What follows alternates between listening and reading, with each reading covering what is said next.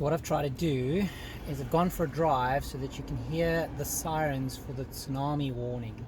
They've said that they're going to schedule a test today at 12 o'clock. So I've come and driven closer to the siren so that I can try video it and show you what it sounds like. Let's hope they keep to time in New Zealand and not African times. This is a test of the Auckland Emergency Management Tsunami Siren Network.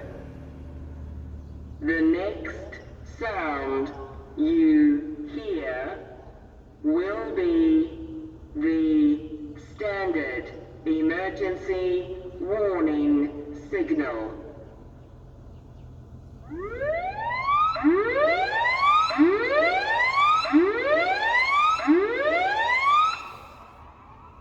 Sure. In the event of a siren activation, follow the instructions that accompany this signal. Thank you.